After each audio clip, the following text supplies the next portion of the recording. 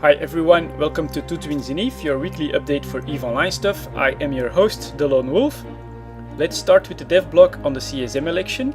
The Mitani has won with 10,058 votes. Second place is for Two-Step, who from what I read is a major voice for the wormhole space players. And third place goes to Elise Randolph. Personally, I didn't vote in the election. It's not that I don't care about the CSM, but I don't feel the need to be a part of the decision process to shape its members and its path. I prefer to leave that to the players and voters that have the drive and the ambition to make it work. I like the CSM as an idea, and I think that they've done a great job last summer to steer CCP and the game in a better direction, but I personally prefer to observe it rather than participate in it.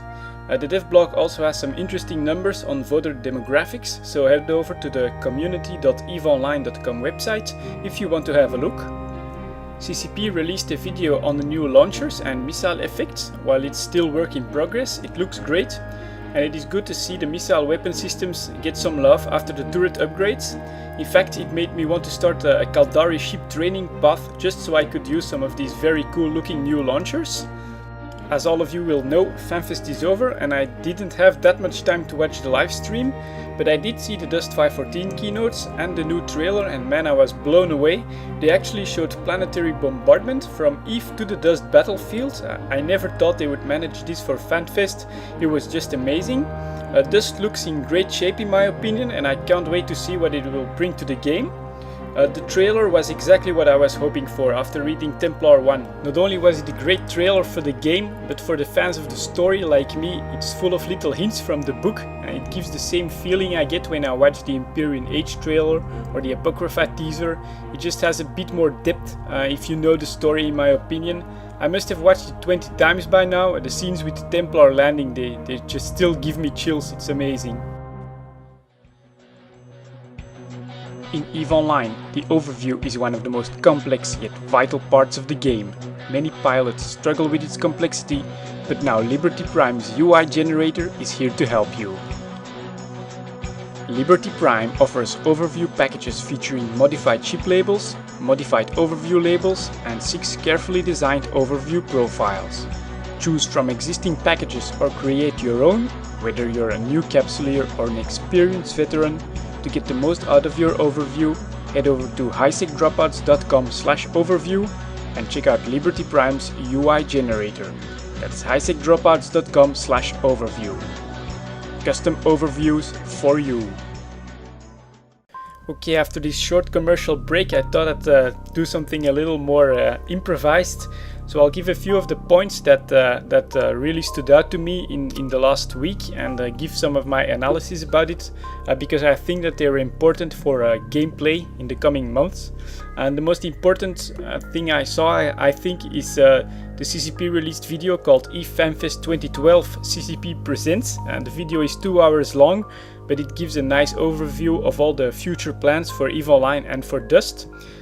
As you know, I'm mostly an industrialist and a trader, so from the market perspective, a few things that I thought were pretty interesting. First of all, incursions and rogue drone iteration. We can expect this for like the pre-patch in April before the actual expansion gets released. So, this is speculation, of course, but I think this will mean like lower income from incursions and bounties for drones instead of the drone alloys. So for me, who is mainly invested in the mineral market, I think these are interesting times. You can probably already see some of the market speculation with the mineral prices going up. I kept asking myself, I was expecting that the game would slow down a little bit when we would get closer to the summer, but they just kept rising, and I think this is the answer to it. You know, the expectations, especially from the rogue drone alloys to be changed into bounties is driving the prices up, in my opinion. So it's a good time to stock up, and I think that with a few well-placed buy orders and sell orders, you'll be able to make a nice bit of money in the mineral market. For the expansion itself, Inferno, and the one thing that stood out to me were the many new modules that they were going to introduce, with a specific aim of trying to avoid cookie cutter fits on the ships. Right now there are definitely some cookie cutter fits for a few of the battle cruisers and stuff like that. So they're actually going to try and fight this. I think this is going to be very interesting for everybody. In PvP, of course, new fits, new possibilities, new fleet compositions, but also for industrialists, a ton of new modules to produce, and of course for miners, as this will once again, in my opinion, increase the demand for minerals. So this is an interesting thing. It's the first time I heard about this, the addition of new modules with new effects. We don't really know anything about it yet, but I think this is going to be more important than anything else. You know, the faction warfare stuff and the new war tech mechanics, sure, they're interesting, but I think this will have a definite impact on everybody. So that's why I think this is very important. And finally, patch 1.6 has been deployed today. I managed to do it without any hiccups. I even managed to get back in the game already and do my planetary interaction. And this patch actually means the launch of the Japanese localized client, so it's going to be pretty interesting, I think, in the noob systems in the coming weeks. I'm going to try and see if I can notice any changes there. And finally, I thought I'd give a shout out to Alien Hand, who has released 2 new tracks, free to download at his website.